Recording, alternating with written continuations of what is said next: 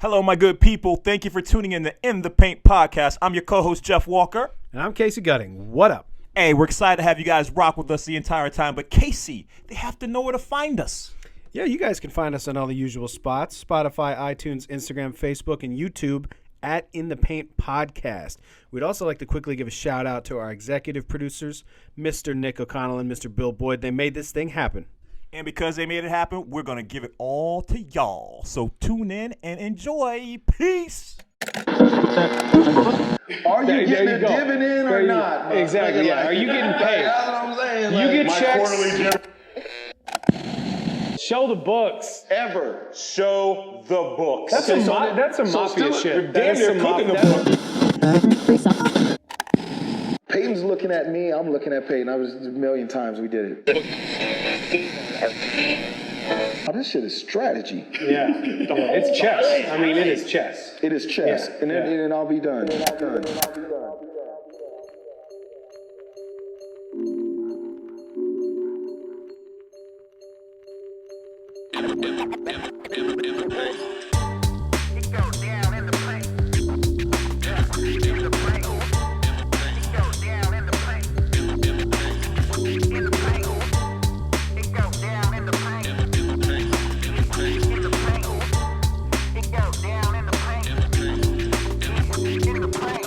All right, welcome to In the Paint, the first inaugural show. We're happy to be here. It's the only sports, lifestyle, and culture show you got with soul. I'm your host, Casey Gutting, with my man, as always, Jeff Walker. What up? Jeff, how we doing? Man, I'm absolutely fantastic. It's been a labor of love to get to this point as we've had to extend the family and bring in some incredible creatives to help us finally realize the vision, because trying to do this with just the two of us was dope to get the elements of what we want to do, but Absolutely. to really bring it all together.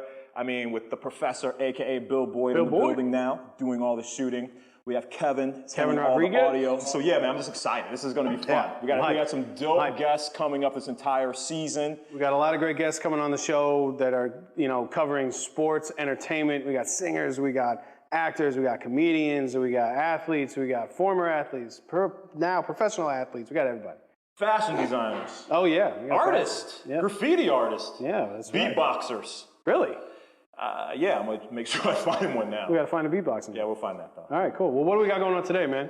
Look, every now and then you get blessed to have people that come into your life that you don't necessarily know how you're going to meet them, but when you do meet them, you realize that they're like kindred spirits. And because, as we talked about earlier, everything is about soul, and you have that connection with folks.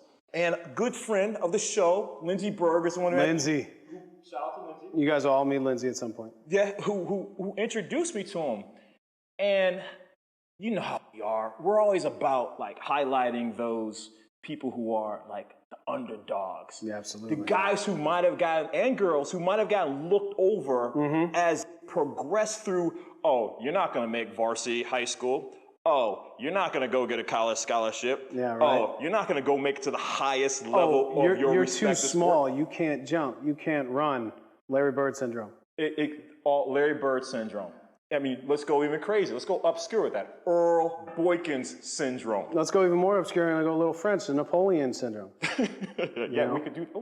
Segue into that. He was French, right? Yeah, he was. Okay. Bonaparte. All right. So tonight we have Robert Griffin. The Griff. The Griff. Played his football, San Diego State University. Aztecs, baby. They didn't give him a scholarship out the gate. Nope. But what they did do is allow him to walk on, and then he earned every little bit of it.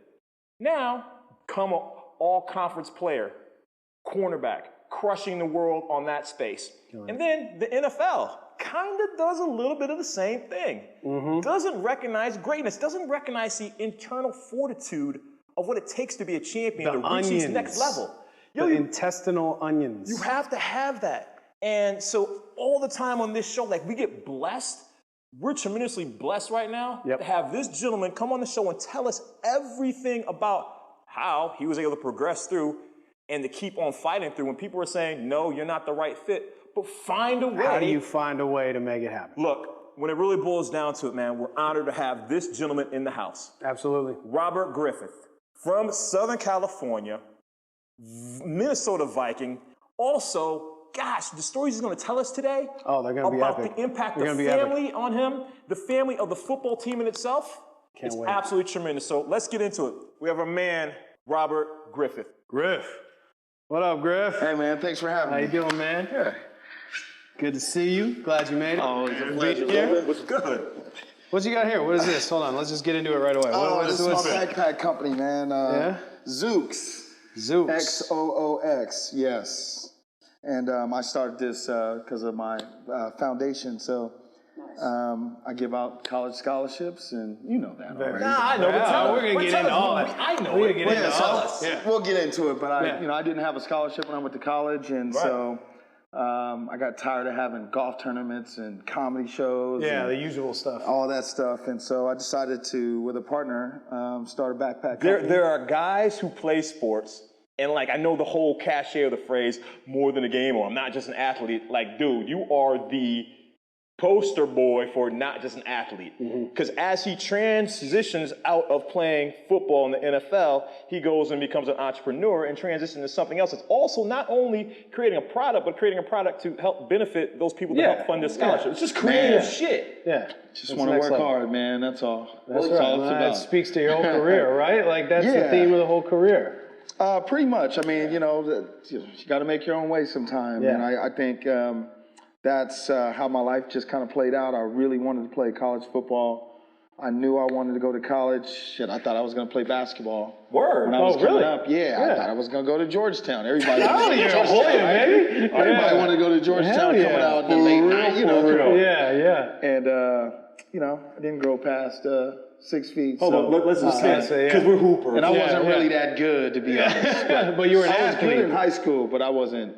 So I wouldn't have were- been a great college player. All right, dude, let's just really quickly, though. Yeah, get into What it. position were you playing when you did play hoop? And I was then- a guard. Okay, you were a guard. Yeah. But how easy were you dunking, bro? Because you have your Yeah, measurements, Yeah. I feel like bounce. your arm length, and your bounce and athleticism is insane. So, like, Yeah, When I had you some. start I had dunking? some things that I don't know where they went, but I had some things back in the day. Yeah, no, I used to be able to jump, man. So I used to really be able to let's jump. like classify it real quick. Like bounce, dunk ability in high school. Like if you were gonna put it on somebody that was in the league, like what's the closest? Like who was it? Who was like you were like I'm a 2-foot jumper. so that's kind of everyone dunks. That's So that, I'm yeah. That's people because people sleep on a 2-foot dunker. They don't know. The trampoline is real. You know who was always to me, I always like. I mean, not that I didn't like Jordan stuff, right? Because Jordan had 2-leg, jumps. yeah, he but, was bouncy off too. But I was a Dominique kind of power and just Human like highlight just film. You wanna talk trampoline, boing, boing, Somebody Harold who Miner. just bounce off. Baby Jordan? Yeah, but then, Harold Miner? But then Vince Carter shut it down. When he shut it down, he shut it down. he That's sort of just- did. You know who always had bounce that I feel like kind of got overlooked in that, like kind of at the end of that early 90s to mid 90s, late 90s era was Michael Finley. You remember Michael Finley? Yeah, Finley had. Yo, when he got in the lane, Yeah. when he was in his prime, it was literally like he was on a tramp, and that dude just bounced off the Yeah. floor, and he was like head above the rim. Quick. Sean Kemp dunked on some people too. Sean Kemp Yes, definitely yes, does he did. I don't want to forget the Michael Finley, because I got a Michael Finley reference. I wanna hear everything But you I gotta want to say. just know, when was the first, 9th grade, 10th grade? When did you start? When did you dunk your first dunk? 10th grade. 10th grade? Yeah. 2 hand, 1 hand. One hand off the bounce with a volleyball, With a and catch. then I had the confidence. Then you. Because you have this Yeah. repetition. Because then you But I felt had to it. bounce it off the floor. You of can't. course. It's Yeah, hard yeah. to jump up with it, right? So Yeah. you bounce it. Figure it out. Yeah, 10th grade. Yeah. 10th grade. Maybe 9th, going to 10th, but 10th, somewhere in there. So I'm gonna parlay back to. What about you though? Yeah. What was your first dunk? So my first dunk was, this is gonna sound crazy because people aren't gonna believe it, but whatever. It was, I had remember the little mini balls they used to have every yeah, little the team little grip name on balls, it? yeah. 8th grade. So I was tall. I'm tall, not because I could jump so well, but I was always a 1-leg jumper. Right. So I would be extension off of Yeah. 1 leg. I Yeah. threw that down and Yeah. started getting repetition with that. Now really dunking at basketball, not till 9th grade. I'm 6'5", so Yeah. 9th grade we start getting up and dunking easy. Pretty good. Yeah. Easy. That's not bad. But I always paled the comparison because my brother could jump out the damn gym. I got okay. the extra 3 inches. But he got the could bounce. jump out Yeah. the damn gym, Yeah. and so it was like, Yeah. whatever, bro. You know when I my would have first dunk killed was? if I had 2 more inches. That's, oh man. By the way, my me God. too. It's, my life. You need is 5. summed up right there. My first dunk, it was like 30th grade. Still waiting on that. So you said 30th haven't grade. dunked? No, I mean, you know what? Honestly, in college, when I was like really working on the vert, like one of those summers when I was like, Did you have strength shoes? I'm dunking. I had strength shoes. I had a trainer. I had a trainer for my strength shoes. Like you remember those things? Those things you have you on your calves the whole time. That was just like an knees out, Achilles boy. waiting to fucking tear. Oh man, I want to meet. We should have that guy on the show. Who That's invented funny. strength shoes? And people just swore by them. Everybody had them. I remember. And the Everyone had a pair. parachute. You used to run with the parachute on, the yeah, it was resistance just- shit. Oh, the parachute doesn't work? A little bit. I mean, I feel like people still do the parachute, don't Yeah, they? they do, but resistance gimmick. training, you'd be better off just running with a sled behind you, too. I mean, Yeah, just the same pull kind or of like pull thing. your little sister or something. Yeah. Woo! Heated discussion. That's the end of the first quarter.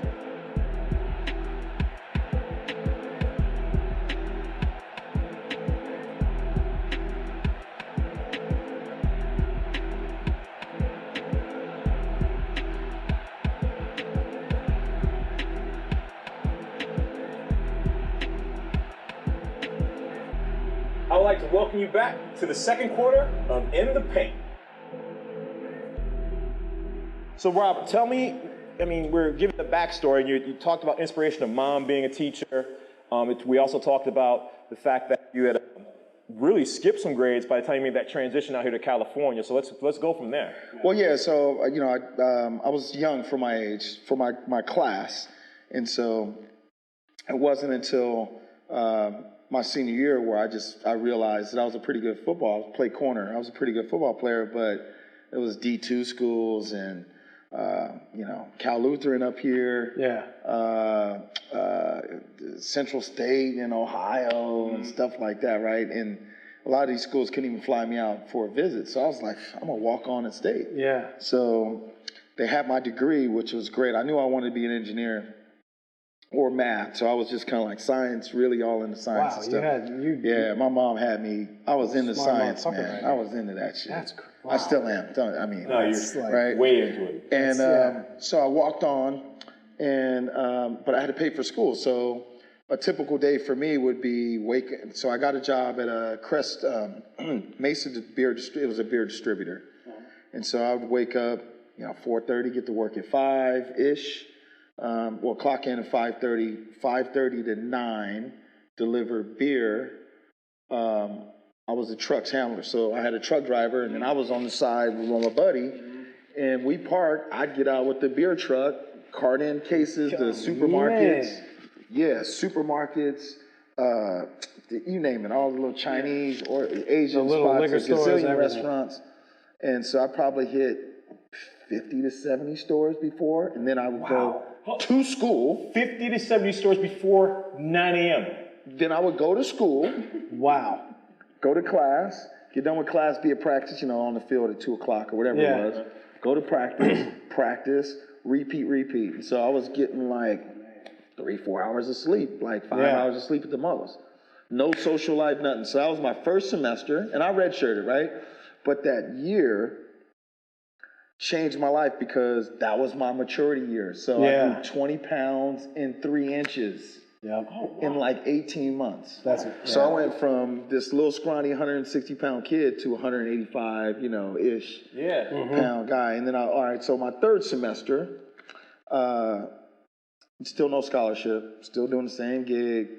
And we're a couple weeks before our first game. Last scrimmage of the year, I break my arm. Look at this. I don't know if you guys can see this. Both bones. Oh, yeah. Right? Yeah, both bones. Oh, yeah. Broke my forearm. And no scholarship. But also, I can't work. I can't deliver. I can't move this fucking hand cart, right? So, desperation. So I couldn't, literally I was, taking notes in class and doing all this stuff, but no scholarship, no money. And my mom, my angel, she found a way. She sold some jewelry. Found a way to help me through school, and she said, She said, stick it out one more semester. She told me, plain as day, we laugh about it now. She said, one more semester. because she knew that I was backing up to start. You know, I could have been You were there. You were like right there. She said, just give it one more semester. And so I did. And I was angry, man. I was, it's crazy. Everybody, a lot of guys know me as an angry football player in college. Right? It wasn't until I got out of that, started my senior year. But so I went out there really mad that it was a couple guys I thought I was better than. They were on scholarship. I wasn't. I was in locker number 117, right? You should have put 117 on the lockers back there. I had locker 117, and I got thrown number 34 because it was the only thing that was left for a defensive back. Yes. So I wore 34 in college. I earned a scholarship my fourth semester, and my life changed. Like literally, you go from having all these grown man problems in college to just going, oh shit, I can study and I got time to hang out after class. Got some hours all of a sudden that I can fill. To hang out after class and study and get office hours. How hyped were you when you went into coach and coach was like, okay. He had to give me a scholarship. Yeah, like. I'm not even trying to be conceited or anything, but like you stuck around for 2 years. It's like, man, I was kicking. I was so angry. He had to, man. Yeah. I was better than some of the guys that he gave. I think that he gave one. So that He probably knew that as well. Yeah, and there's a funny story after the fact. After I was in the NFL, my head coach, he got a job in the over in NFL Europe. Okay. And so he was the Scotland's head coach over in Scotland. And this is like 99 or 2000 or something. And I'm doing TV, so I'm actually getting my chops as a TV guy. Right. And I go over to Europe, and I'm doing a couple of games. I did one in London, one in Scotland, a couple of them. And so I'm calling his game, right? I'm super critical, just killing his ass, right? But like that was a bad call. But man. I don't know what he's doing. But the next training camp, I remember he was at our training camp at practice, and he was scouting one of our receivers. And Coach Green, I love Coach Green, man. He came over to me and says, "That's your head coach over there, right?" he said, "How was he, man?" I said, "What do you mean?" He said, "What kind of coach was he?" I said,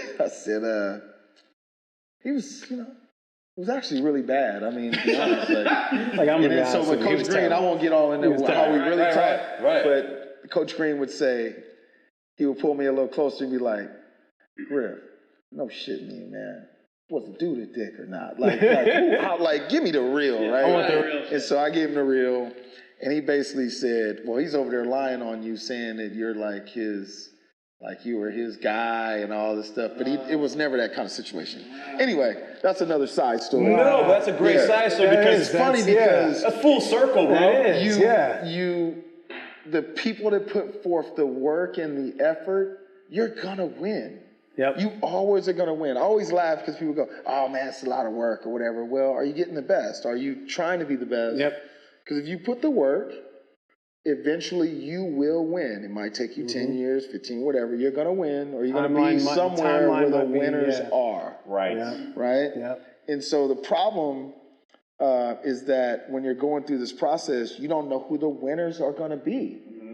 And so when you just throw it out there, the people that come back to you are really telling you that you're a winner. Yeah. And so I just kind of gloated in it, so it was kind of full circle. But I mean, that's not how I made the teams or anything. No, I know, but it's a great story. I had to fight for that scholarship, man. Yeah.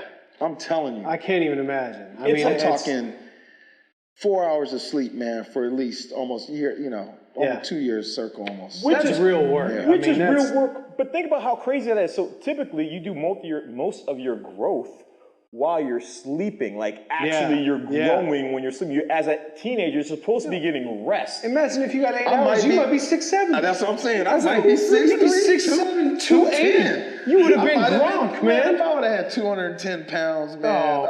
Get off it. That would have been. So As I'm rubbing my knee. Yeah, right. Is it going to rain? Is it going to rain or not? We got some snow coming. No knees, man. Thank So, God. question. Go ahead. I was just going to go because you touched on Denny. Yeah. I was going the same place. Like we touched Yeah. on Denny. I think that's a perfect segue into talking about Denny as a he's my mentor and a superhero, coach. man. And he's an unbelievable coach and an unbelievable man. So I feel like let's talk about him for a second. For me, he was. He was a superhero for me. I think about like now that he's gone, all of the stuff he gave me. Oh my God, man! Relationships, advice. He saved me time and money. He was my coach.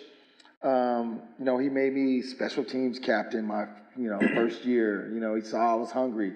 Special teams captain. I'm a rookie. Mm-hmm. And I'm walking out with Warren Moon, Chris Carter, and these guys. That's real. On Monday night at 22 in the snow with these legends. That's what Denny gave me. And it changed my life right away when I got with him because he showed me, and that's why I always talk about the work. He showed me what like some work and the opportunity. Yeah. So there's a gazillion people out here, if they had the opportunity, they would be stars. Right.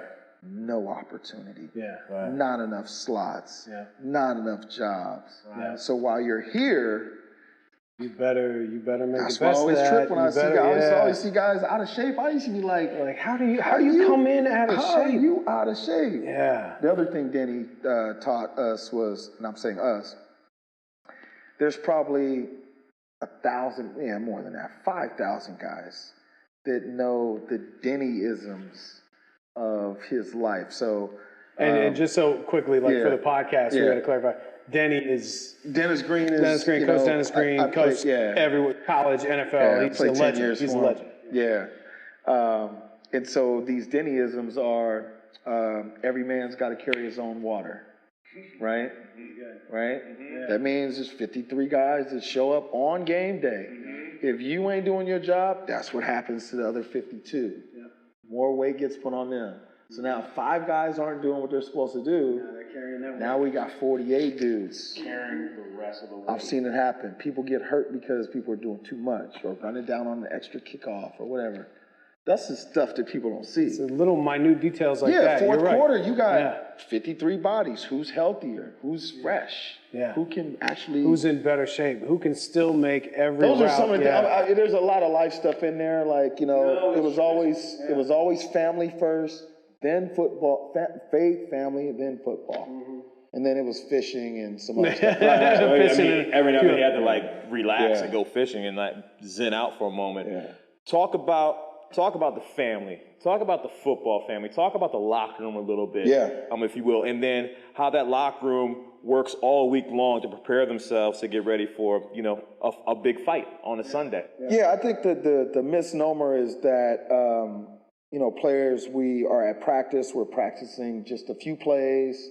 And it's all about what we do on the field as opposed to the actual, I got to use a business term, the actual business intelligence that you're pulling in, right? So business intelligence is, I want to sell my backpack for $200, right? Or $300, right? And it's worth it. No, it's worth it, everybody. Yeah. Good margins. Yeah. It's quality. So I want to sell my backpack for $300, but the one that's in the same class is going for $250, right? Yep. And also it does this, and that, right? So I got to take all that in. So how am I going to win? So now I got to come in at $225. I got to add some things. It's just like football. Yeah. So I'll give you an example. You play Green Bay, right? When Brett Favre was there, or even Aaron Rodgers, right? They're throwing the football. Mm-hmm. Right? The running backs, I hate to sound like they were secondary, it's Green Bay, but you knew Brett was throwing. Brett wasn't going all game without throwing the ball 25 times. Yeah, right. Like, so what did Green Bay ever have getting ready for? So that means you got to get another defensive back ready, maybe 2, because guys got to come and go. Yeah, that's true. So now, I'm going to go back into it. So now as a coach, I got 53 guys. Now I got to sit a tight end and bring another DB on the active roster for the game. Wow. See, people don't think about No, that stuff. I don't think about that. So I need to have another defensive back, or similarity, I'm playing the Ravens, Ray Lewis and all these guys. Now I need another fullback to go hit Ray Lewis. So now I'm sitting down a DB, and I'm bringing another offensive smash nose guy in. There's a lot of moving parts. I mean, that. And so that's just part of it. But then you, as an individual, you got to watch your film, watch the quarterbacks, study the game. And so when you get out there on the field, people don't realize is that on every snap, I got three things. Ready, break. I break the huddle. I have my assignment. First thing I do is go, okay, what do I have? I got the deep third. I got the middle third. I got this guy. Is it man-to-man? Am I blitzing? So my assignment, right, we call them 3 A's, right? Assignment, alignment, adjustment. It's called the 3 A's. The 3 A's. Little kids will know this. That's the first thing they learn. Assignment, alignment, adjustment. So your assignment, what do I have? And then what do I line up? And then what do I adjust if things move on defense, right? Or what do I have to be? People don't realize. They go, oh, yeah, they're just running around. No, I'm like, that's my key, and I know I have to be over here, and I got to watch this dude. So as soon as he blocks down, I got to do this. As soon as he passes, I got to do this. And so now I'm watching, and if I'm not watching my keys, I'm not playing good football. There's a So it's this And you're not holding your water. It's concentrating on your assignment, and if you can do that, and most of the guys have the bodies to do it, that's what makes you good. But guess what? I swear, man, 75% of the guys in the league don't study enough film and can't have bad eye discipline and just discipline in general. And they hope that their bodies can make up. How many times have you seen a guy covering somebody and then he'll look over here and he'll come back and then the guy's over here, or they're looking in here at the quarterback and the ball's getting thrown over here? It happens every game. The people that can lock in are the best players, man. How's your vision? Great. In general? All right, so you know it's going now, though, but it was great. No, I mean, you're not playing anymore. You're getting a little bit older. It happens. So I was talking to a friend of mine, and the one indicator of someone who's going to be able to be at the highest level of any sport, irrespective of their own talent, is their actual vision. Being able to see is the thing that differentiates anybody from, you can jump out the gym, but if you can't see, it changes the whole dynamic for you. And that's interesting to hear about the vision piece of it. I'm just like, physical vision, my eyes aren't that great. But So like you know, when people love to watch football games with me because I'm giving them the overall perspective. So as a safety, I got 21 bodies in front of me. And so, you know, just like the quarterback, you're under center, you're in the gun, I'm controlling this.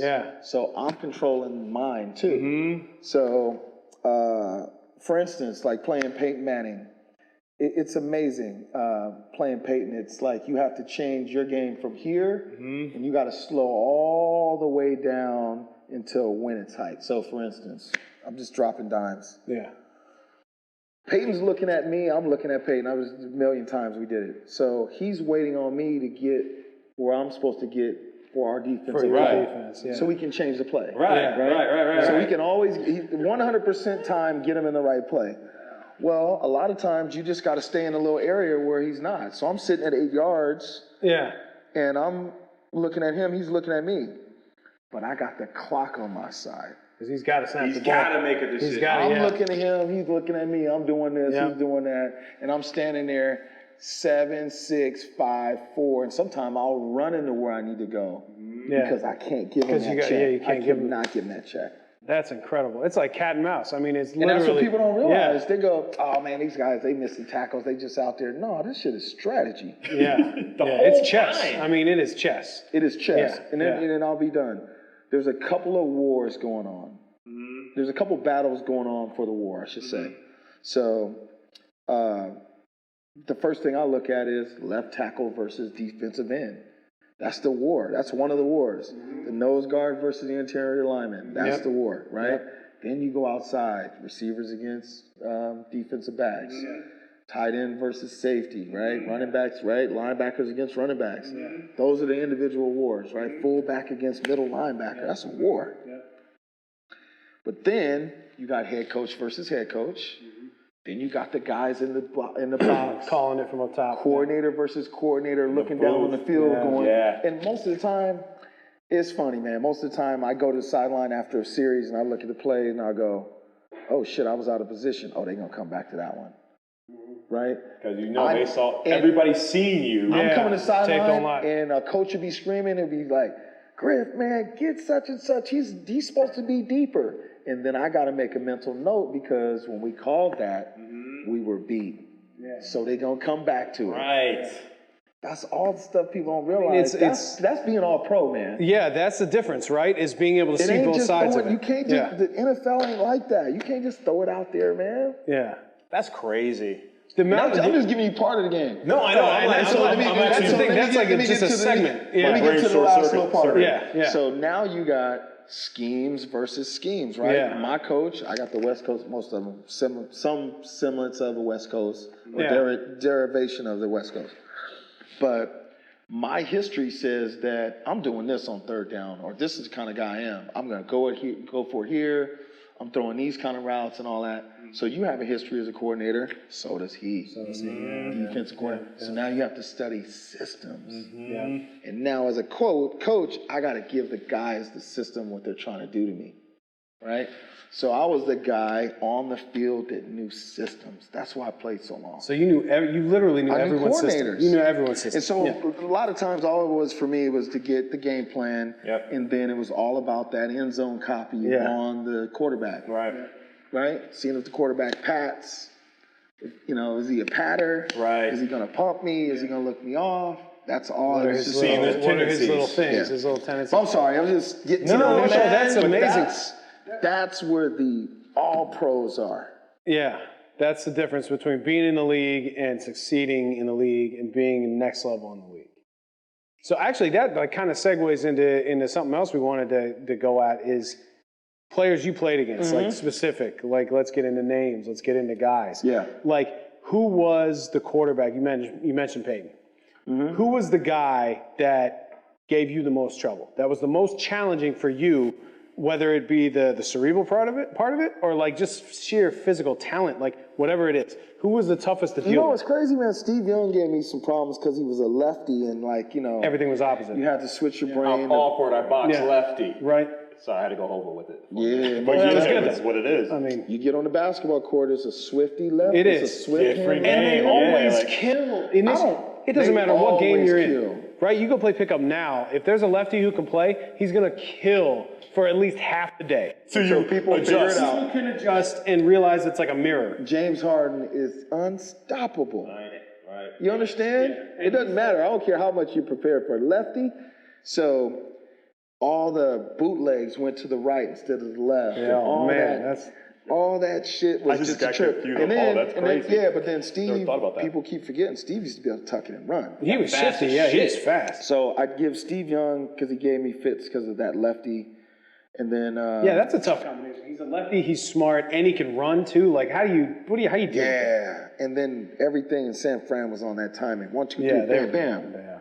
It was just all timing. Right? So it's a little difficult, but I don't want to just name Steve, but I mean, there's a lot of guys. Marino was tough. I'm going way back, but then go back, man. Peyton Manning. They're all legends. Drew Brees could thread it. Obviously Tom, but I didn't play Tom a lot. Different conferences. You didn't see him a ton, right? I love Brett Favre because he was just a gunslinger. Yeah. Every time he played Brett, especially on Monday night, it was like, ooh, I'm gonna give me some chances. It's about to be. He's gonna be able to get up there and get a couple of those balls. Yeah, that's crazy. Yeah. All right, so let me dumb it down for a second, because this is high level cerebral intel within the games. Thank you for that. Absolutely amazing. But I want to know now, feeling and emotion. What's it like when you're literally about to run out the tunnel for a big Monday Night Football game? Yeah. What's the vibe? What's the difference. energy? And then talk about the energy between, as a winner, when you're with the Vikings, more challenging scenario in Cleveland. Arizona, they were just starting to build some success there when you went there. So talk about, if you can give us those three levels between winning, challenging, and then they're starting to build a culture. Yeah, it's funny. People use the word culture a lot, and it's very important. So the best teams I've been on, the best players were workers, right? The John Randalls, Chris Carter, Randall McDaniel, Warren Moon, those guys went to practice, man. 200 balls after on the jugs on each hand, one hand catches. Yeah, the Hall of Fame stuff. Well, and I'll get back to getting kicked, going on the stadium. But then when I went to Cleveland, I was the leader. And I was with a bunch of we had 9 first rounders on our defense, right? So that's what I wanted. Young. But they just, the culture was such that they never won. Right. And so it was hard to turn that thing all the way over and get everybody to believe. Right.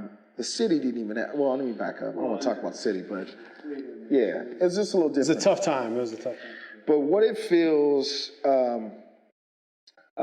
for me, when I put on my uniform, it always felt good because, you go first of all, you're in great shape, but then I was never really hurt. I only missed a few games, 13 games, 13 years. Wow. Yeah. So I was never. 13 years? Yeah. Holy so I was cow. never really hurt. So I remember every time I put on my pants, feeling like, I won't say a superhero, but just feeling like invincible, man. With the Vikings in the tunnel, with that veteran team, it was some grown man shit. Like men with wives and kids at home. Yeah. And like duty, like, hey man, like, like I'm doing my shit, you do your shit. You got a job to help me. Yeah. Yeah. Yeah, it was a collective buy-in. Handle your shit. Yeah, and exactly. we're all in this together. We know what the sacrifice that we're making, but this is still about family and then I'll tell you outside what of more that. Denny's saying. One of the things Denny used to always say is like, whenever we played on the road, we would, especially Green Bay, or we go somewhere where it's not, terrible. And he used to always say, all right, now, this is a business trip. The plane might be late. The bus might be late. The food might be cold. The bed's gonna be hard. This is Wisconsin. Right. Yeah. The cookie's not gonna taste. Everything's gonna be terrible. Your wife might not be at the game, but we gotta go get their butt. And that's And so that's the mentality of the guys that I play with in Minnesota. So running on the field is like getting shot out of a gun, man. Yeah. You're with 50 dudes that are in a physically these ridiculous shape. Right. We're all sweaty. Yeah. We're in a tunnel. It's loud. It's hype. You got your stuff on, and it's a lot of shit talking going on in there about what you're gonna do. Yep. And if you're not doing it, you need to stay your ass in the locker room.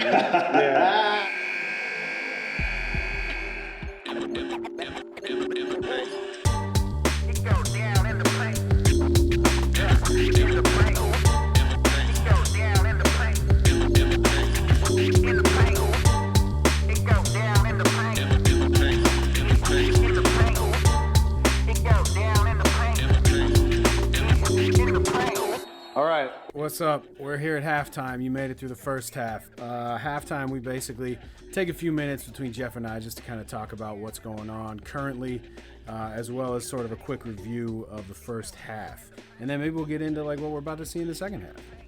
Which is dope because I like to call this locker room talk when it's behind the scenes, what's really going on. And let's just dive into some fun current topics of the moment around Lamar effing Jackson. Baltimore Ravens quarterback who is just tearing up the league right now.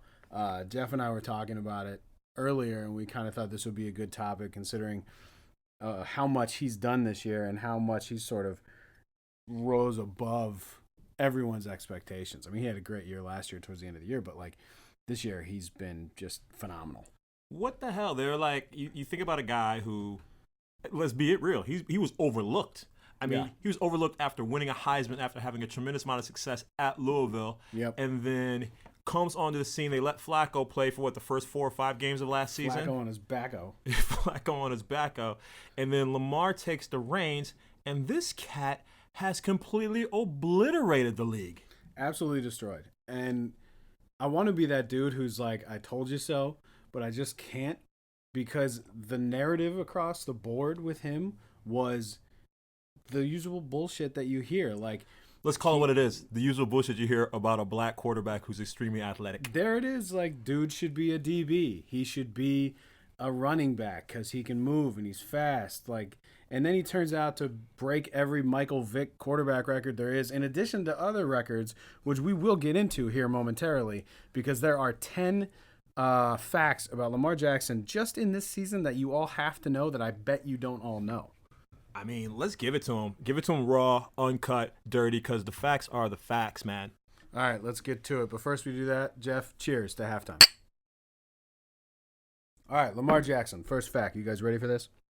He is the first player in NFL history to have 5 passing touchdowns and 50-plus rushing yards in multiple games in a season.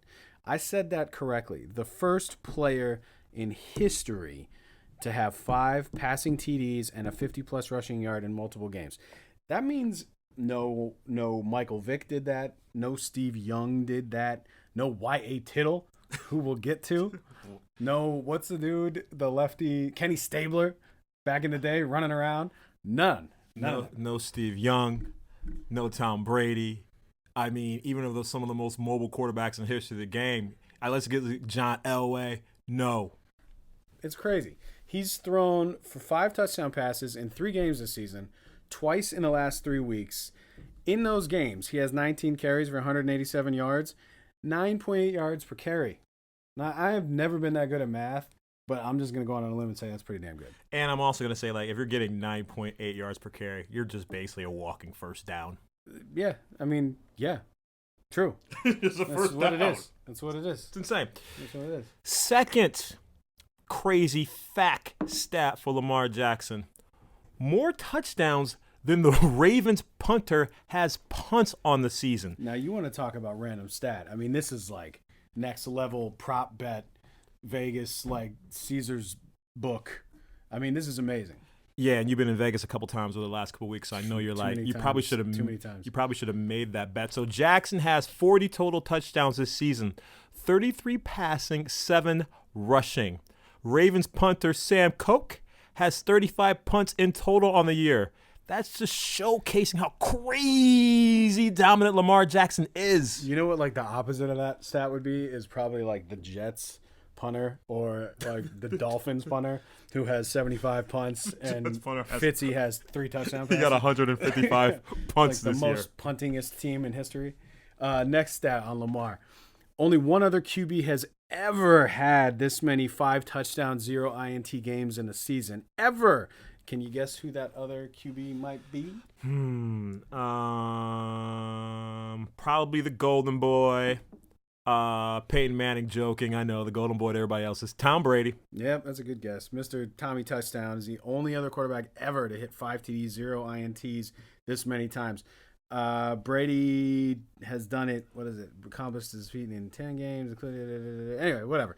All I gotta say is when you're in a list with Tom Brady, Yeah. you're in a pretty good list. If you're in the list of Tom Brady, it's your second year in the league, and there's only one other person who's beaten you in the record more times, is Tom Brady. He's going to his 33rd year in the league, so it's pretty crazy. And like next up for Lamar is a Brazilian supermodel, I would imagine. I mean, that's just an assumption. yeah, if not Brazilian, Colombian. Because you don't want to do everything just like Tom. No, you gotta do it different. Yeah, man, write your own narrative. Right. The other crazy fact stat. 7 career games with 50-plus rush yards and multiple pass touchdowns. It's like 50-plus yards rushing, and then let me just throw a couple TDs on the same time. Look, he's only started 21 games in NFL, and only 6 quarterbacks have accomplished this feat more.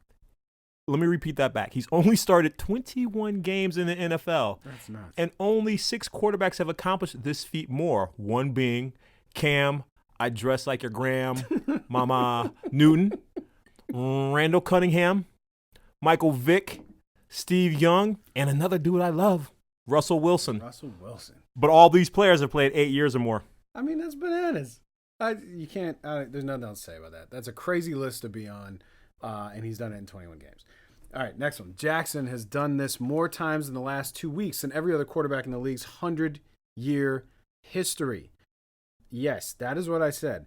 Jackson has thrown 5 touchdown passes and rushed for 80-plus yards twice in the last 4 weeks.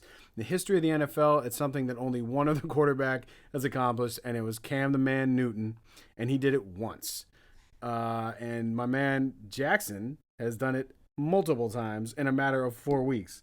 Like, I mean, this is like he's playing the video game on super, like he's got the super turbo button. Yeah, he's got the turbo button, and like nobody else has the turbo button. He's the only one with it.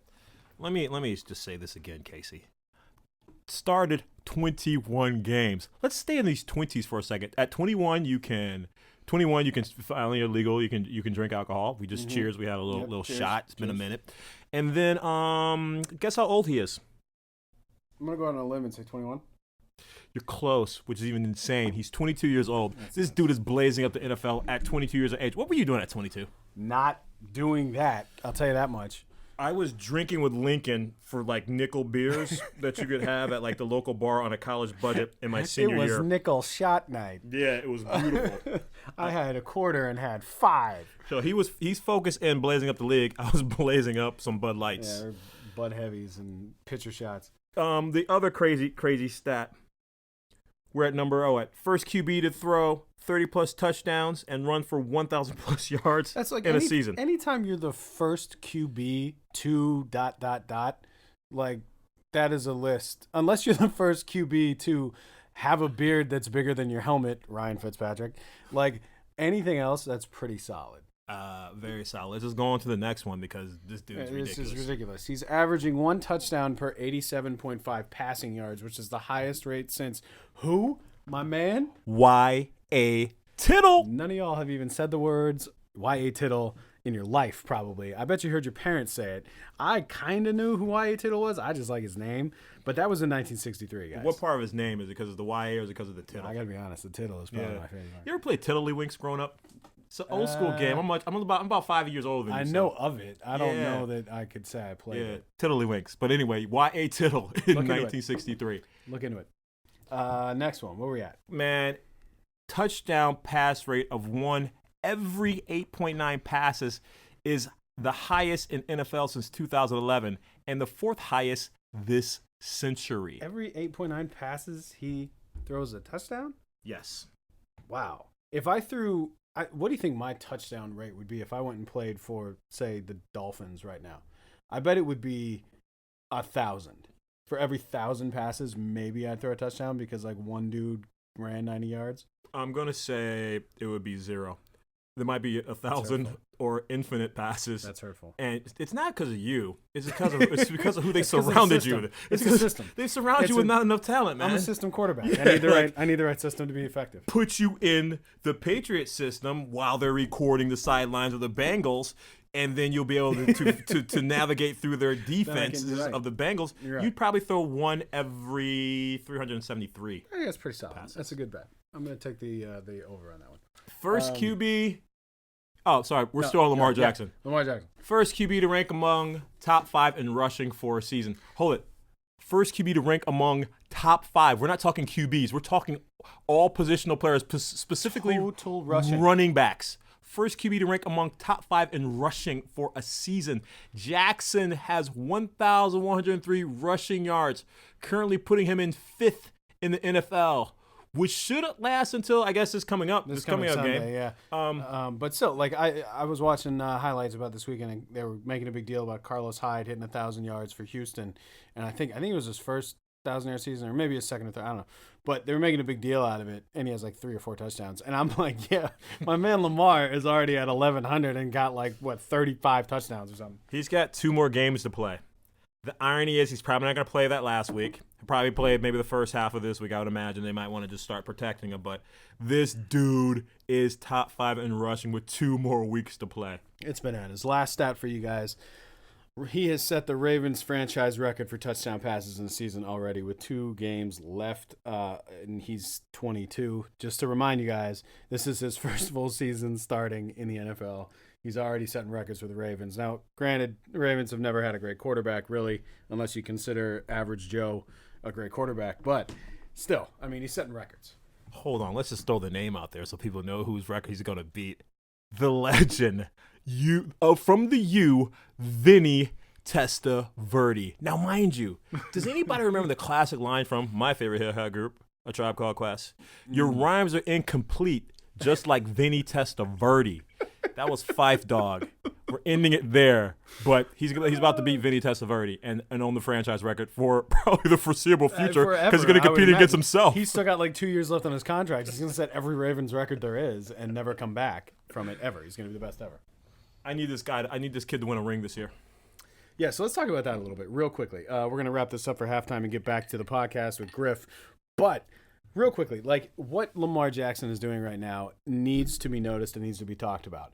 Because it's more than just killing people on the field. It's more than just being an incredibly phenomenal quarterback. Like he's gone through a lot to get where he is already at a very, very young age. I mean, this is a guy who had college coaches telling him he should be a defensive back and a running back or a receiver. And then he went to Louisville because they said he can play quarterback. This dude wins the Heisman at 19. He won the Heisman, which, P.S., we were just talking about our man Joe Burrow from LSU, who just won the Heisman. Yeah, dude is, 2 years older right now? 23. Yeah, he's 23. He's a year older than Lamar is now. Which is again, this is bananas. It's insanity. You think about, like, everything that this kid's doing from being overlooked, and I think there was something that was brought up the other week on TV, like some of the staffs, some of the franchises were asked, they wanted to see the scouting report that their scouts had put together for Lamar Jackson, and basically saying, like, how the F did we miss out on this dude, and maybe we should consider firing our scouts. Look, this dude's a generational talent. I get it. When you haven't seen anything like this before, it's hard for you to gauge that it could actually work at the next level. But the bottom line is, man, you got to look at people's cojones, people's level of intelligence, how the game just flows. This game has flowed for Lamar Jackson since he stepped on campus at Louisville. And now he's doing the same thing in the league now. So I'm not surprised by it. I'm disappointed that other people haven't seen it. I think me and you, Casey, are super hyped on it. I know that our man coming back on the second half still, Robert Griffith, is hyped on it. Super hyped. And it's actually this is kind of lead into the next conversation in the third quarter. You guys will love it. We get into a kind of a similar conversation about another quarterback who was sort of overlooked and had to overcome odds and get to where he was, and he became one of the greatest quarterbacks in NFL history. So join us. We're rocking. Let's go. Second half. Here we go.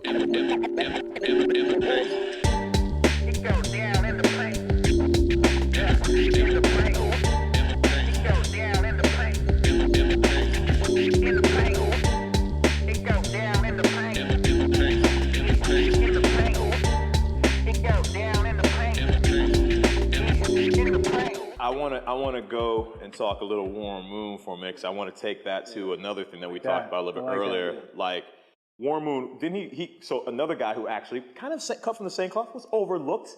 He has to go to Canada and blaze up the damn Canadian Football League, right? And then, I don't know Warren how. Moon played 155 years, man. For real? How old do you think Warren Moon really is? Because he looks like he's like 47. And he looks like he could play now. Yeah, and he must be 127 years old. Yeah, He's serious. Warren's in his late 50s, man. Yeah, he looks good. But so, all right, he goes and does this thing. So when I played Tecmo Bowl back in the day, my team Original Tecmo Bowl? Original, man. Original. The one with Marcus Allen and Bo Jackson? Yeah, man. That was So my squad was the Houston Oilers, bro. And it was Haywood Jeffries, man. Dude, I mean, Warren Moon and just bombs. Haywood Jeffries just walking in the end zone. I could never beat like San Francisco, because there's certain teams. Well, they had Roger Craig and Ronnie Lott. They had Jerry Roger Rice. Craig put his hands on you. You can't go anywhere. It was crazy. It's done. But from a quarterback perspective, you have a guy like Warren Moon who's a trailblazer as a black quarterback. Talk about how Denny had found like consecutive guys to kind of lead the way and change a narrative really back in the 90s that, you couldn't have a black quarterback lead your team. Yeah, so, we dipping into history now. Yeah, if you don't mind. I like it. Let's dip in. So, we're human, right? And so there's a segment of the population that really just thought that we can run around and just be grunts, but we can never actually lead a team or ticket team, even though Doug Williams. Doug Williams, Yeah, Doug the Redskins. Doug, he won thank you for one winning. in my hometown. Yeah, in DC. high school. Yeah. Hey, Doug also won me a TV that year because we had placed a score, and I was like 12 or something like that. And it was like, yo, put the final Super Bowl score. I won a TV for the family won a that TV? year. Oh, that's Highland Appliances. Thanks, Shout Doug out to Williams. Doug Williams and Highland Yeah. Appliances. Yeah. We need to get Doug on the Kalamazoo, show. Michigan. We need to get Doug on the show. So my dad was super happy. Obviously, I was born in D.C. My dad, they're all Redskin fans. But it's all about leadership, man. And so, if you're saying that these players are, Charlie Ward and a lot of guys came out of college, they could have been quarterbacks in the league. Went and played basketball, went to receiver, / went to, they used him all over. Tommy Frazier went to CFA, all these Tommy guys. Frazier, Man, we can keep going, man. Yeah. We can keep going, right? Because it was about two things. It's about leadership and it's about the face of the franchise. Come on, man. Right? We don't have to go to the 32 billion owners, Yep, to billionaire figure that owners. out. Yeah. But so Denny was about leadership. And so in my time with Dennis Green at the Vikings, we always had an African-American quarterback starting on our team. And I think it was not because they were, they were the best players, right? Dante was first-round draft pick. Well, we had Warren Moon, Randall Cunningham, who's arguably a Hall of Famer, and then Dante. And so we had some of the best quarterbacks at the time, but I think it was more about leadership and ownership in the fact that I can be the face of the franchise. Black coach, black quarterback, what's the difference? We're winning, right? And I think that was the message. Yeah.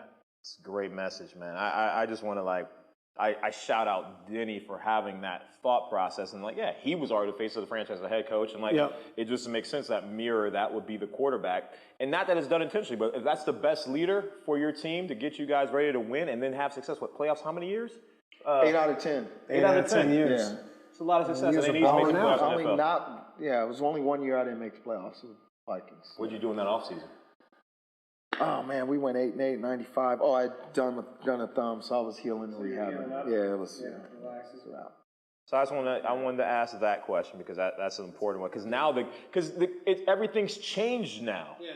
To a degree, they allow you to have an African American quarterback, and that person's the face of the franchise. But you got to understand there's building blocks to all. But really, of this. do they? I was just going to bring it up. I mean, has it really changed that much? It's a great question. Or has it just changed enough As my man would say, But then it's my pivot. Then it's my pivot, not even the pivot. Eddie Murphy's my favorite. It's to then the conversation all right. So then if you are a black quarterback and you do have an opportunity, you probably aren't supposed to say anything. You're supposed to appreciate your opportunity. And yet when you go out and you do something different, you say something different and you speak up for other things, then you get potentially blackballed. Yeah. I mean, I don't want to go. Potential, where's the potential? You're blackballed. It's just that's what happens. Come on, man. I don't want to name some quarterbacks that are holding backing up, second and third string. Oh, come on now. But I don't even want to go there, but what I'm saying is potentially, get out of my NFL. There's how many teams? Don't ruffle feathers. Stay out. We'll keep you in your position. Don't ruffle feathers. Stay out. Which is crazy, though. In today's environment, we're coming off. Let's not go. I'm gonna go political. Which everything now has become this, which is crazy. Well, everything you got a crosses backlash to 44. Yeah. President. Yeah. Yeah. And you got 45 in now. And the wave crashes and The wave crashes, and now it's we're gonna let y'all know that we ain't cool with all of this progressiveness that's happened over the last fucking crazy 20 years. And we're going to check you so you understand what your position is in that specific sport and what your position actually is. They SOBs, man. Yeah, man. I mean, yeah, man. I'm a political wonky, but they SOBs, man. And so, you're talking about America's homegrown American pied sport. Well, baseball. I think, NFL is. Yes. Baseball is pastime. Right. But we're talking about kids from all across went to colleges. These are our people. It's the same people we cheer on when we're winning the Olympics. Right. It's the same kids. Right. Right? Every 4 years, right? Next year we'll be like, oh, let's get them. Oh, we won the track. We did this. Oh, we. Yep. No, man, that's a black kid winning that race. Exactly. What's the matter? It's And the matter. and it's been that way. What's the matter? Been that way. Right? I don't care.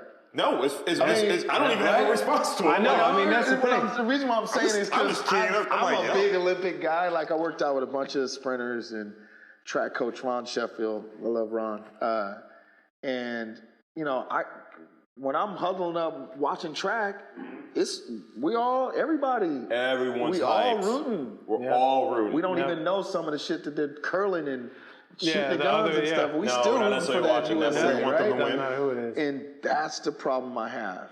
That's the problem that I have, and I think that's just permeated throughout all of it. It's just so hypocritical. They're changing. What franchise is the first one to change from not saying owners anymore, but they're going to go to body of governors. There's a couple franchises picked up. It hasn't been a league-wide mandate yet. In the NBA, this is in the so NBA. in the This is NBA, in the this last is week. It's been a Yeah. conversation. That's what all private corporations do when they want to eventually be. it's like a board. Yeah, well, they want to have some kind of quasi-public company kind of thing with this bullshit. So it's all bullshit. Somebody's still pulling the strings I behind. got a all board of of it. governors. I got 9 of my relatives on it. We still roll. Yeah, it's right, exactly. But If everybody's there's related still- and hired by the same people, what fucking difference does it make? And I'm paying you Yeah, to be on yeah. my board. But it allows you though to at least get rid of the There's some stigma mechanisms. of saying owner. It's a Owner? 1/10 of a step. I don't even know what that is, to be totally honest. Are you There getting you a go. dividend There or you- not? Exactly. motherfucker? Yeah. Like, Are you getting paid? That's what I'm saying. You like, get My checks. quarterly dividend, is that what Yeah. you're getting? It's great. What's Are you Yeah. getting a dividend? What's or your check not? situation? What is your checks?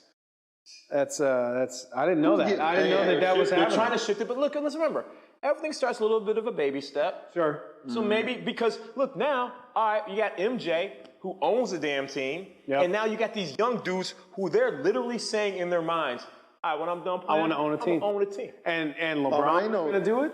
Yep. There's a couple of them, and they should just get together and go ahead and get do it and just get do it. moving now. Now. Yeah, No. absolutely. Form Man, I need to get to form some a of these group brothers, man. yeah. Man, I'll be honest, like, yo, so you know, There's too many $200, $300 million cats. Too many. Yeah, there's a lot. actually, there's not too many. There should be more. No, Because what I'm saying, what I'm saying, there's enough. there's enough to get it done. to get the to conversation get going. the conversation yeah, going. Yeah. And bringing the right minority I mean, ownership right? to help you. Man, think about that this, don't push man. people. Think about this, man. Right now, these guys could leverage themselves just a little bit and get it done. They could. 10 guys there are could do that definitely- right now. Right now. I agree. Guaranteed contracts, salaries, Yeah. they're going to stretch them out over 5-6 years. Go get some debt. Come on, man. And I mean, There are that- definitely 10 those dudes in the five- those NBA five who and pull ten that off. Put some cheese, throw a little cheese in, go Yeah. get some debt. Those Let's- five to 10 dudes also have their off the court stuff, which puts them into the same stratosphere as their What's damn their contracts. fine? Yeah, exactly. 200, 300 damn but- million. and so, They're making but double that. here's the thing, and this is what bothers me is that You're talking progressive now. You're Yeah. you're really about to try to shift the no. And I love this. Yeah, this. I'm on both sides. Like there's two sides of every deal, Right. right? I love this. All right. And so on the other side is, as athletes, we're so beholden to our managers, our accountants, our people that are handling our money instead of. So I always say, you either have to know it or educate yourself, or you have to trust. Yeah. There ain't no in between. There's nothing in between, Like, yeah. right? So Yeah. you're my financial advisor. I'm giving you my money. I gotta trust you. Exactly. Right? Yeah. Or I gotta know what the hell you're doing really well. Right? So it's hard for those 5 guys or 10 guys to get together because they don't trust that the thing's gonna happen right. 1, 2, right? They really don't know how to do it with the money. They probably So don't. there has That's to the be thing. one guy Yeah, there has got to that be puts somebody it who knows. together. Yeah, and puts it together. But here's to the trust and the one guy to put it all together. The problem that I see as It's a the person trust, who's man. been It's- in yeah, and it's- out of management of different athletes from a financial perspective, I was back in my Maryland days, is this. a lot of the guys who are their financial managers don't want to educate the athlete on all these different opportunities and ways to make money. Because And if Let me they do my job. Yeah. then I don't need you. And you got to understand that it's got to be about empowering people, advising people in the right way. But they don't. But here's getting to like let's just talk numbers. Yeah. So I don't need you to make me 5-6% a year. I can go do that by myself. Yeah, in any normal account Right, of I'm any gonna kind. go get 5 by myself. That's easy. Right, Yeah. 6 by myself. Yeah. These guys are paying dudes that are giving them 5-6% and paying them 3 or 4 on it or 2 on it. Yeah. And it's like, Educate yourself. Can I make a note? Note to everyone who's going to listen to this who is a professional athlete or an entertainer. My bad. No, you're good. Educate yourself. Educate yourself. Yeah. Ask the questions. And if you don't know what questions to ask, which happens a lot of times when you're sitting at the conference table in the big room with a bunch of people that you don't necessarily know, bring somebody in who will be able to ask the appropriate questions on your behalf so you understand. Someone if you you're trust. paying 3, 4, 5% financial management fee for someone, it's not the right person to go through. It should be 1% or less. And by the way, all that's negotiable. You can keep on cutting it down so that advisor, financial advisor, is not participating greater than what you're participating unless the market is doing well, then their participation rate is in Based on lockstep with returns. that. Based on what kind of returns? Based on that purely. So, Griff, great point. And to all of you young people that are out there, message. Hit out and yo, if you need help, hit up In the Paint. We got plenty of resources. yeah, for sure, man. For real. We can find people for you. I didn't even know we were going to pivot there. That's Oh, man, I mean, you got to know or you got to trust. Who do you who think- the hell wants to trust somebody with their hard-earned money that they work The their most whole money life? that they've ever had in their life. How do you trust somebody to deal with Especially, we got enough stories, right? that? So, Right. like, You got just- all the heartbreak stories. Even if you haven't had it happen to you. Yeah. Right. You heard them all by now. Right. And Who by do the you way- think is the one guy, like one professional athlete now, who you think could spearhead this whole thing? Because I got a name in mind. I think we probably all For know who? who I'm On thinking. football or basketball or In both? general. In general? Athletics in general. So, obviously LeBron. Yeah, right? Right? So, like, the power guys I know right off the top. So, LeBron, KD, all these guys got a lot of money up and they're doing Silicon And Valley they're deals. invested in all kinds of different. Yeah. I mean, everybody got a max deal. Steph's got a fucking TV show about got a putt max- golf coming out. Who's Like, got a max that deal? dude is in the stretching NFL? out. Who's got a max? Yeah. Max is Anybody has a 220. max. Max is Yo, huge. by the way, you know what's crazy? A guy like Mike Conley could actually do it. That dude got the PG max, what, like 6-7 years ago? Well, when the big TV deal switched, Yeah, it was. he got a and big deal. He got like $200 million. But there's enough guys in the NBA. How did some of the quick contract thing about NFL? This is why I'm always like, yo, I guess people. So Frank Thomas decided to go play baseball because he's like, yo, that money's guaranteed. And there's no cap. Football guarantees you get signing bonuses, right? And that can be unlimited. Yeah, well, guaranteed money could be signing bonuses and report Plus- bonuses, and it's just whatever is guaranteed is guaranteed. Okay. It should be that way, 100%. Why is it not? So that's how it should be. Right. And it's not. We can't look at the NBA or baseball and go, all right, all this guaranteed money when this is a collision sport as opposed to contact, right? Yeah. So it's a little different. Well, that's where it's like it's By the weighted. way, It's weighted the y'all wrong need way. more of the guarantees than the guys that Right. are playing baseball Exactly. and basketball, in my mind. It's weighted the Right. wrong Unit, way. there's It's weighted risk the in- wrong way. Right, but there's risk and reward because also if I'm a business owner, I give you $100 million, you tear it up. Now I don't have you anymore. Right. You got $100 million. Right. Right. And so I understand where the owners are. Okay. Right, because you can get hurt and you can be done. Right. Tear a knee up, not be the same guy. So I get it, but there needs to be. Now there's starting to be the guaranteed money because the cap is getting so large. Yeah, the cap now is where growing. the guaranteed money is such where guys are able to take care of themselves forever. Right before it was, when I was playing, it was like, I get this guy got $5 million or $6 million, $10 million. Now it's 50. DBs are getting 40 to sign and stuff like that. So it's changing the narrative on. They're getting lost in the fact that salary cap's getting larger where they have to spend it. I don't know if you know that. No, yeah, they have to hit a certain number. There's 2.5% that they got to hit within the cap. So the cap, what is it, 177 this year or something? So when I got in the league, the cap was $32.8 million. Warren Moon made $1 million a year. He was the highest paid guy in the league. It's like that's Now like a they're vet's getting minimum. 30. And they can't that's- even play. I mean, well, let me stop. I mean, I'm sorry. Now the guys that are said it. just on the team are getting 9 and 10 holding clipboards, right? there's a backup quarterback making $7-8 million. Like that. By the way, there's Contavious Caldwell Pope who's making $15 million. He shouldn't be making $15 But million. that's what it should be, right? That's what it should be. It should. Yeah. We should own. When I'm saying we, the players should get that lion's share of guaranteed. So now it's coming around where the cap's getting large enough to where they can to where the actually give guarantee them. can right, be large that's enough to good. make it worth it. The game is won in the fourth quarter. Let's go. Fourth quarter, baby. Fourth quarter. Fourth quarter.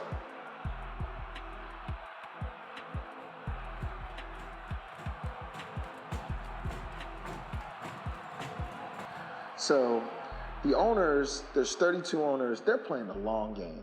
I own the team. I'm going to own it 20 years from now. Yeah, If it's I a don't, long-term so what? I'm investment. playing a long game because when I sell it, it's still a long game.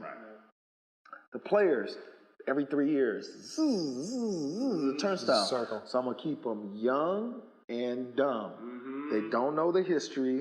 They don't know the sacrifices that Griff made for them to get all the stuff they're getting. They don't know we held dues in 1995 for 5 years to build up a war chest, to have money to fight the owners. They don't know that. They don't know we started Players Inc., which is the marketing arm, with little to no money, which is now NFL Players, which allowed us to cut the EA Sports deal and all that shit. I cut those deals. I'm not bragging, but I cut those But deals. you were a part of that. A little bit, you were a bro. part of that. So the EA Sports deal, we cut that in the 90s, and we said, look, you're going to use 5 or more players. We signed a group licensing agreement. Everybody's getting a check. Everybody gets paid. And we changed pro sports and business forever. So we basically said, all right, long snapper, you wearing number 79, don't nobody know you, you getting a check. But what we gave up was, not gave up, what we bartered was, now you can put my goatee, my You can tattoos, do all my Put my personal name on the shit. back. All my personal shit. put my name on the back, do my dance, whatever Yeah. it is on the video game, and now everybody shares. And so those are the things we did for these guys to eat. Yeah. But they don't know it because the history's not told and that's part of, I want to get into Demore Smith, but that's the part that I hate, is that you got to teach them, so now when it's time to negotiate, which they're doing, they're negotiating now. Yeah, they're getting there. Right? You know that everybody knows the history on why we would have never gave up no rookie salary cap. The amount of work that went in to get to where you even are now. Man, we fought for 5. All we did is every couple years they wanted to get something. We kicked the can, get down the road. We got, I'll give you an example. We went from one for one match on our 401k to 2 for 1 match. Man, We got that's a huge. health medical huge. savings account. We got Retirement. the retirement. Yeah. We got an annuity. They got an engineer and we STEM started math doing guy it. on their damn. Yeah, Like, that I helps. mean, We started just adding, every time we added something, we try to add another thing. And the owners are fine, man. They're gonna make money. that's the thing. It's a multi-billion-dollar industry. man, I mean, like, look. let's be honest. It's only going to keep growing. It's a never-ending growing market. The CBA is like this, and I'm gonna drop this last nugget. This is what people don't realize, man, what's going on. Drop it, then we'll pivot. Drop Yeah. this nugget. Here's the pie. You want to kick it? I Oh, wanna yeah. kick it. Can I kick it? Yes, you can. Yeah, can I kick it? Yes, you Okay, can. so here's the pie, the proverbial NFL pie. I think it was 16, 17 billion last year, 15 billion, 16 billion. So just say, for It's all just a ridiculous number. for all It's just intents and purposes, ridiculous. we're slicing it down the middle. Players, you get half. Owners, you get half. Well, it ain't really like that because you're the owners on this side. So the owners have the logos, the stadiums, the colors, all the intellectual property, right? And they got the TV contracts. And all the other tie-ins, Yeah. right? Streaming and all that shit. All that shit. So they got billions of dollars in TV contracts. Fox, CBS, they do AFC, NFC. ESPN comes in for a Saturday night game. Then there's NBC. a Thursday night game that comes in. Well, and that's the thing, I'm they not keep even gonna adding these- mention Thanksgiving and all that shit. Yeah, and then Saturday games when they get into the late season. The last deal I remember was 6 years, 18.7 billion for CBS, Fox, and then the others. The owners have that. So that's money already happening. That's owner money. That's just straight Owner owner money that they share with us. Right, but It's only 32 their of them. contracts. It's only 32 of Yeah, them. that's what But it's yeah. their deal. It's not, they don't cut that deal with us. So now, we have literally this tobacco attorneys, we have a system where they're fudging it, right? A right to work, right? You're 18, you can work wherever you want. Yeah. Well, the NFL is saying, I'm drafting you, you can't work wherever you want. Remember? Right? The draft. So NBA, all these teams, they're saying, all right, I own your rights. Right. So Yeah, I gotcha. can't go to another team. Right. Yeah. Right? And they're fudging that into a business model, right, that has a 501c3 or a 501c6 nonprofit and all this other garbage in it. So the NFL is a gumbo of trying to find the best way to share the 50, but then make all this other money out here. And I don't want to get into I don't want to get all in the weeds, but back in the day when we used to deal with the CBA, we were only dealing with DGR, designated gross revenue, right? So it wasn't even the full pot. They were leaving like 16 different things like Out of it. They weren't even giving us the books on. There's no NFL transparency. owners have never shown us the books. Show the books. Ever. Show the books. That's Okay, some mafia still- shit. damn near cooking the books. That's some mafia shit. They're damn near cooking in the books against players. I'm gonna be done with this "Can I Kick It" segment. Okay, so here's the problem. So every 3 years we kicked it down. We got more. We signed an extension. Like it was always about not having a strike, right? So everybody threatened each other, kick it down the road, kick it down Cold the road. war. We get more. The cap's going bigger. People are making more money. Oh yeah. Well, the last deal they signed was a 10-year deal. Like, who signs a 10-year deal? on anything. The earth will blow up in 10 years, right? So, about to be so in now what's 2 up? wars. But what people don't realize, and I'm going to say this last piece, is that the NFL owners, they own part of the gaming. They own FanDuel and DraftKings. They own a piece. That's They the own thing a that piece drives me over fucking here. nuts.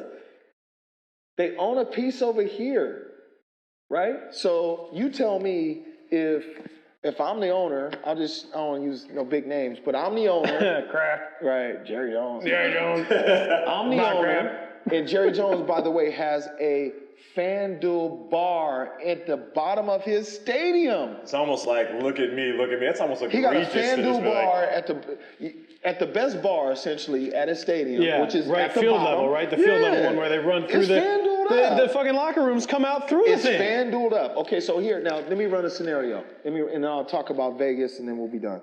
Run that scenario that I'm going to jump in on the Jerry Jones point that nobody even talks about is the other things that he's doing around concession stands. Oh, yeah, he's with his company Legends. And he's a big part of that. He's a beast. Okay, so here's the thing that kills me. If I'm the owner and you're my starting quarterback, you're my backup quarterback. You got a little twinged ankle. It's a big game on Monday night. You know you're going to play, right? You're going to get shot up. But now, the night before the game or the day of the game, I tell my head coach, sit him down. We're going to rest him and start him because we got another tough game next week. Right. And I want him ready for the next We don't want to divisional screw up game. his ankle. So now I'm going to take that time to play this guy. What happens to the fantasy numbers? That's what's going on. I own it. And then as soon as you say something, I'm throwing all this money at TV and the media because I got the TV deals. So now if I want to throw a piece or a marketing thing or whatever, I got Fox, CBS, ESPN, whatever who I need. This is why people ask me to talk, man. I've seen this thing happen in front of my face a few times. Griff, this is crazy. Yeah, so that's what's going on right now. So the reason why I'm always intrigued is that I'm looking at, because, I'm on the player side. I was on the executive committee side. So, my best friend, Tony Clark, right, runs baseball. Yep. Oh, shit, And Tony? yeah, that's my boy. Clark, yeah. Griff knows everybody, man. I grew up with Tony. Yeah. He was a baller. Man, I'm the godparent of his kids, man. All right, that's family. we 3-4 houses down from each other. My sister babysitted them and all that growing up. But what I'm trying to do now is I've identified that that's how they get down. So what's my next act? I just don't like to do anything trivial, right? No, it's not worth it. You gotta do bigger things. Yeah, I've bigger learned, and better. I've learned really quickly that it's easy to do something that, it's easy to raise 50 grand. It's the same. It's the same effort to step. raise It's the same amount of work. Yeah, Yeah, right? Same amount of work, Right. same conversation. So with all this information and knowledge, I said to myself 2 things. One, I gotta extend the knowledge, or else, because I feel like I'm in this little hybrid piece where I can still touch the old guys and still touch the younger guys, where I can have some impact. Well, I really want to give up the knowledge of this. So I'm an entrepreneur, right? So there's other things that I know that the players can exploit that they do not have to share with the owners. And another one of it is just gaming. Yeah, Right. That's a big one now, right? Pushing another big gaming platform that they own a piece of to promote their game. And sharing it. A revenue share. So I'm pushing those kind of agendas. So like a players-only gaming like platform. Because they're doing it. They're The ones on the field. I mean, the game is literally them. It's like they're not done with it. And then the fact that the owners never show you their books, they got all kinds of miscellaneous bullshit in there. And the shit that some of them are using. All right, so the crazy thing is like Aunt Sally's flower shops in there. You're profiting on everything, and then you're writing off so much other shit at the same time. And you're hiding behind. You're actually a not million paying different- taxes probably at all. Okay. Well, Amazon didn't pay taxes, man. You're not paying taxes. That's But then here's the other thing. The fines.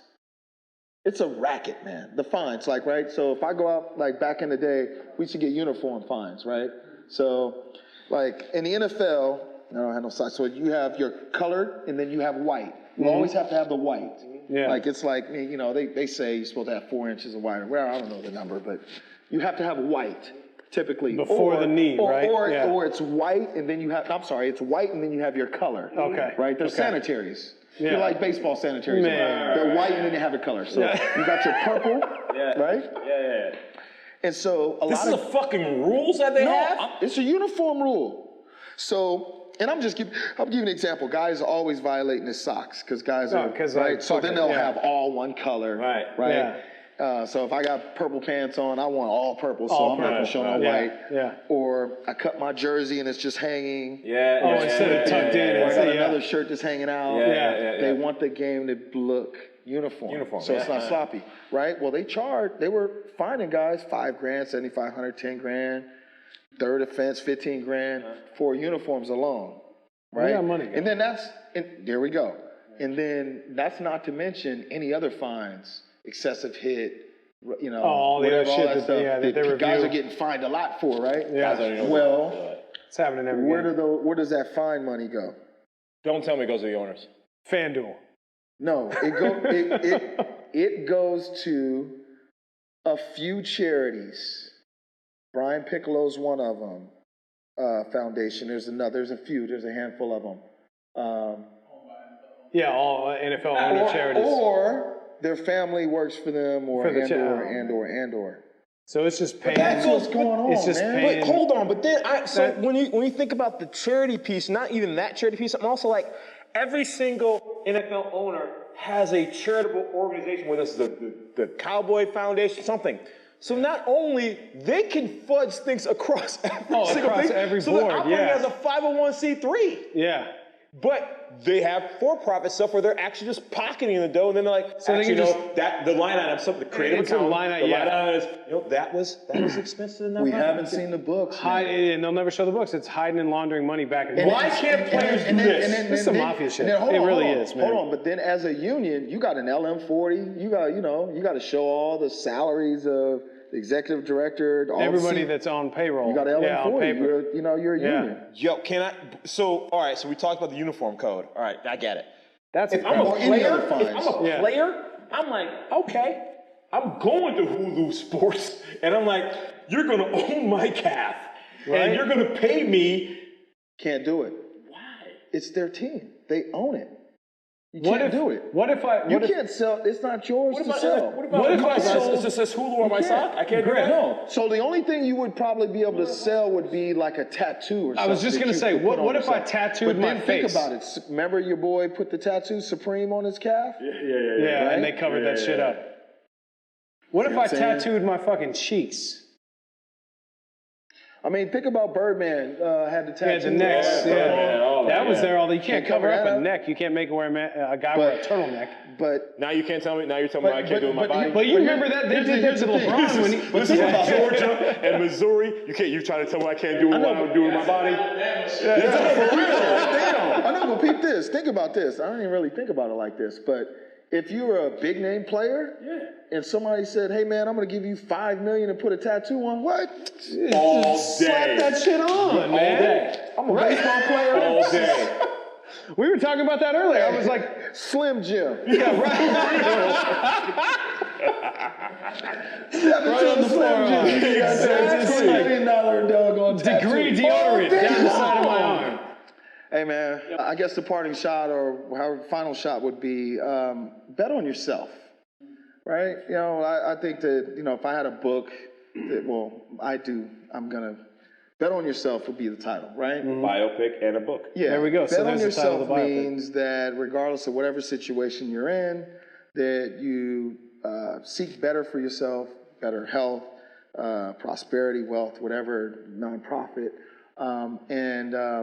you know, I look back and I look at Tiger now, right? So I'm gonna be honest, man. I thought Tiger was going away. I think everybody forever. thought he was done. And so, with all the injuries, you know, some of the stuff that he deserved, obviously. Yep. But Made the some fact mistakes. that You made mistakes. the fact that you can just know that you have it, Yeah. and that you know that you can keep doing it. He bet on himself, and He did. so what he did is he got rid of everybody.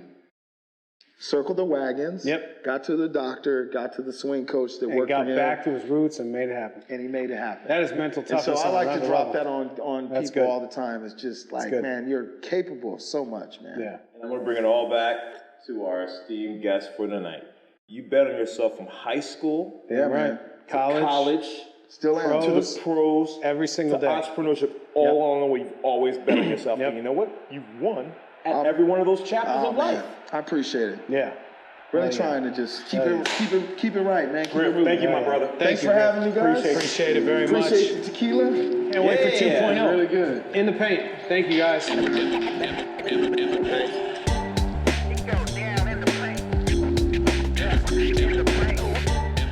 This has been a production of In the Paint Productions with executive producer Bill Boyd, executive producer Nick O'Connell, audio engineer and composer Kevin Rodriguez, and hosted by Jeff Walker and Casey Gutting. Thanks again for joining us. Oh man, I got these ashy ankles working today. Oh shit.